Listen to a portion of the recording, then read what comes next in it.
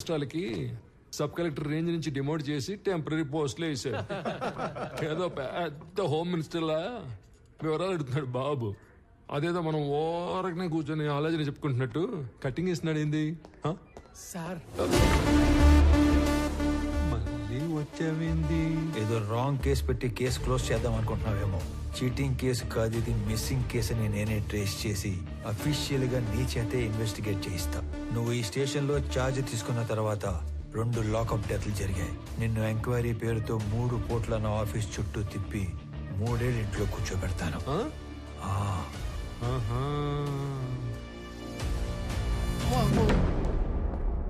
ఒరే ఆ టక్కోడు వెళ్ళాడో లేదో చూడండి రా. సార్ అమ్మా నా వల్ల కావట్లేదురా. వీడెవడరా సామె కనపడిన ప్రతిసారి ఏదో కొత్త రూల్స్ చెప్పి వాయించి వదులుతున్నాడు.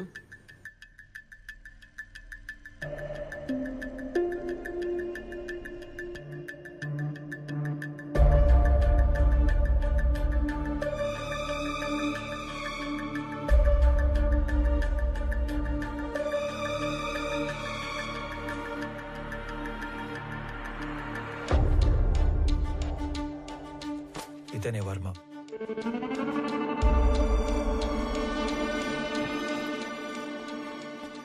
అతను పట్టుకున్న గిఫ్ట్ బాక్స్ మీద వర్మ అని పేరు రాసింది చూడు.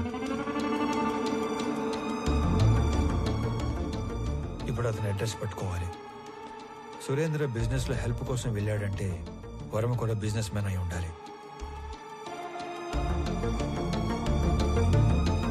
ఓకే, మీ ఇంట్లో పాత క్యాలెండర్లు డైరీలు ఉంటే తీసుకుని రా.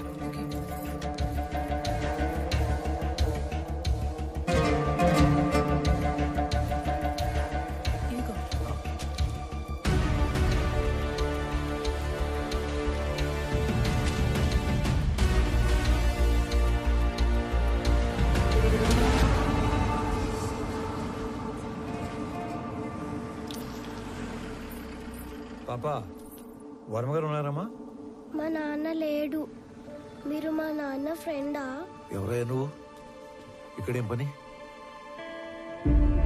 అంటే సురేంద్ర అని మీకు కావాల్సిన వ్యక్తి ఇంట్లో మా వాడిని కలవడానికి వెళుతున్నట్టు చెప్పొచ్చాడు.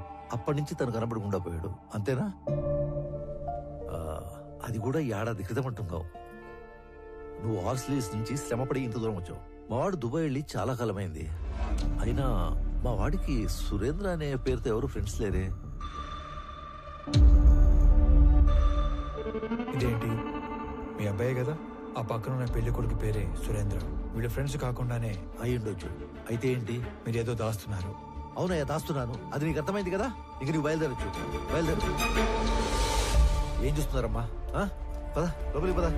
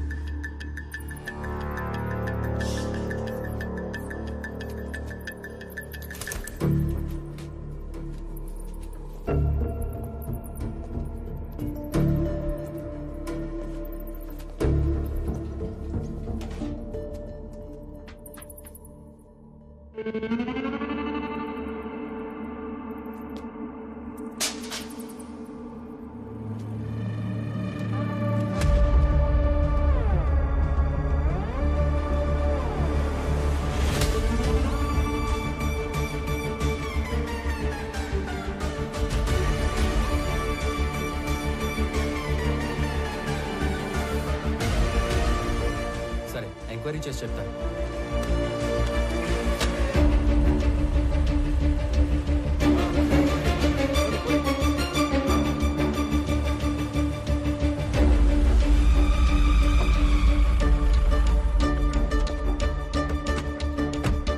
నమస్తే సార్. నమస్తే సార్. మీరు అడిగిన డీటెయిల్స్ ఇందులో ఉన్నాయి సార్. ఓకే, ఒక 2 minutes. ఇటు వచ్చేయండి.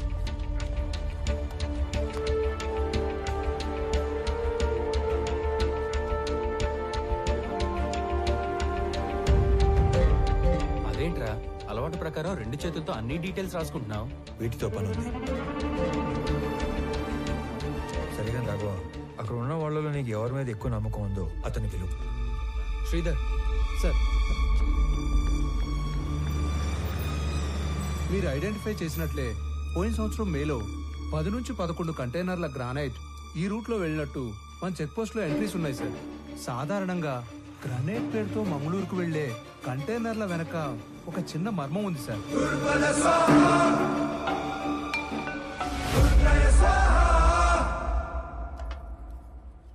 పెద్దమ్మ చిన్నోడికి ఆవుపాలు అడిగినావుగా, ఇగో. అరే అనంతు, వేడివేడిగా ఉంది, తిందుకందా? లేదులే అన్నా, అర్జెంట్ గా పోవాలా. అయినా నీకేమి, కాస్త ఆస్తి చేతిలో ఉద్యోగం ఉండాది. నేను కూడా బాగా సెటిల్ అయినాక అప్పుడు తీరుబాటుగా కూర్చొని తింటా. వస్తా. ఒరే, టిఫిన్ కి సెటిల్ అవడానికి సంబంధం ఏందిరా? ఉంటదన్నా, ఉంటది. ఏందో ఇది. ఏంది నాయనా అదో మాదిరిగా ఉండవు? రే, నువ్వు చేసా ఉండేది మాకు నచ్చడం లేదు. నువ్వు ఇంటి ముఖం చూసి వారం రోజులు అవుతుంటాది. ఆఫీస్ కూడా మానుకుని ఆ సురేందర్ని వెతకాలా ఏమి? ఇది కూడా ఆఫీస్ పనే. ఎవరో కూడా పూనుకోపోతే కేసు అట్టా ముందుకు పోతాది. ముందుకెళ్ళకపోతే ఆడనే ఉంటాది. ఒక్కరికి సాయం చేయడం కోసం అన్ని వదులుకొని పరిగెత్తాల్సిన అవసరం ఏంది? మీరేమనుకోనంటే ఒక మాట చెప్తానే. మీరేం చేసినా 10 మందికి ఉపయోగపడే పనే చేస్తారు. కానీ ఈ విషయంలో మీరు ఒకరి పని కోసం ఎక్కడో తిరుగుతుంటే మిమ్మల్ని మెచ్చిన జనమే తప్పుగా మాట్లాడతారు. బావగారు 4 రోజులుగా నిద్రపోలేదు అల్లుడు గారు. అమ్మాయి కూడా మీ గురించి ఒకటే దిగులు. మహాలక్ష్మి, నువ్వు కూడా చెప్పేది ఏదైనా ఉందా? ఏం లేదు.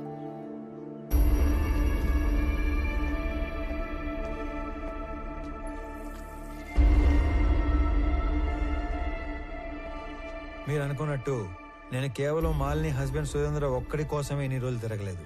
కనపడకుండా పోయింది ఒక్కరు ఇద్దరో కాదు, దాదాపు 20 మంది.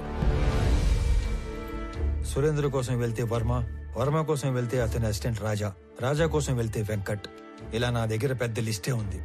ఇంట్లో మనిషి వస్తాడో రాడో, అసలు ఉన్నాడో లేడో తెలియక ఎదురు చూసి చూసి కళ్ళు మసకబారిపోయిన తల్లిదండ్రుల్ని చూశాను. ఇల్లు గడవటం కోసం చదువులు మానేసి ఏదో ఒక పని చేసుకుని బతుకుతున్న తమ్ముళ్ళని చూశాను. పిల్లల పోషణ కోసం అన్నీ చంపుకొని చేయకూడని పని చేస్తున్న ఒక ఆడకూతుర్ని కలిశాను.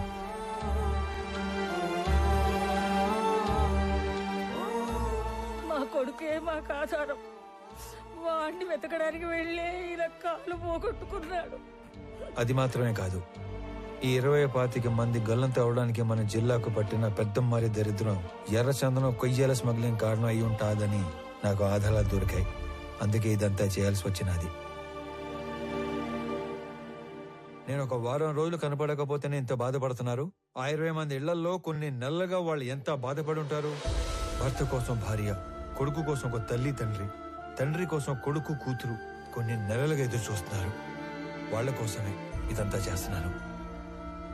నేను కలెక్ట్ చేసిన డీటెయిల్స్ అన్ని పోలీసులకి ఇచ్చేస్తున్నాను. వాళ్ళే డీల్ చేస్తారు. ఇక నేనేమి ఇన్వాల్వ్ అవను. ఓకేనా? వెళ్ళొస్తాను నాన్న. సరే. నేను చెప్పింది నీకు కాదు, బొడ్డోడికి. Morning morning. లీవ్ వచ్చేవేంద్ర సామె.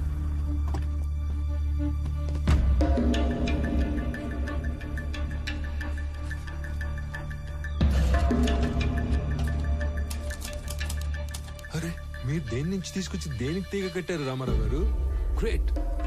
ఏమీ లేని ఒక విషయానికి ఎర్రచందనం రంగు పులివితే నేను సీరియస్ గా తీసుకుంటానని మీ ఎత్తుగడ.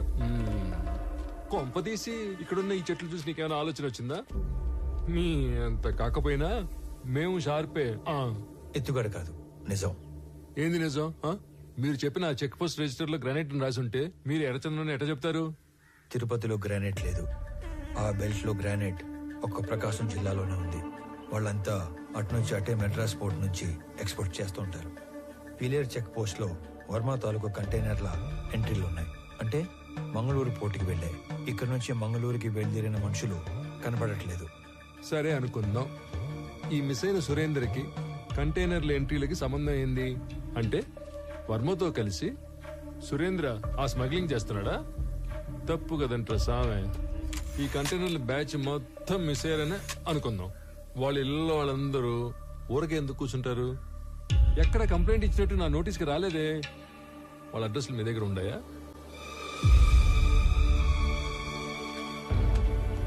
సారీ సార్, నా దగ్గర వేరే డీటెయిల్స్ ఏమీ లేవు. సురేందర్ది చీటింగ్ కేసు కాదు, మిస్సింగ్ కేసు అని ప్రూవ్ చేస్తానని చెప్పాను, చేశాను. మీకు అఫీషియల్గా మెమో కావాలంటే పంపుతాను. వద్దులే, మాకు ఈ మెమోలు డెమోలు ఏం వద్దులే, కానీ మీ మిస్సింగ్ కేసు సీరియస్గా తీసుకుంటాను. ఈడెవడ్రా స్వామి, అటు తిరిగి ఇటు తిరిగి మాల్కి దీనికి లింక్ పెట్టాడు.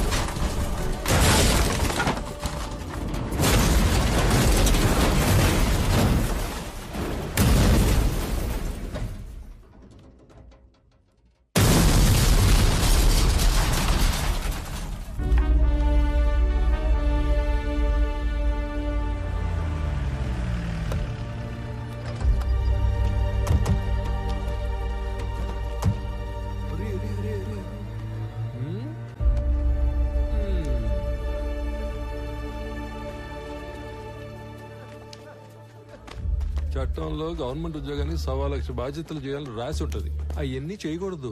స్టాండర్డ్ గా కొన్ని ఉంటాయి, మూసుకొని అవి చేసుకుంటూ పోవటమే. అట్ట కాదు, అవన్నీ బాధ్యతలు నేనే చేసేస్తా, ఏదో ఉద్ధరించేస్తా అని ఆంతులు లగెత్తావు అనుకో, ఇదిగో ఇటు యాక్సిడెంట్లు అవుతాయి, ఇటు కాలు ఎరుగుతాయి. అయినా ఇవన్నీ నాకెందుకులే, నువ్వే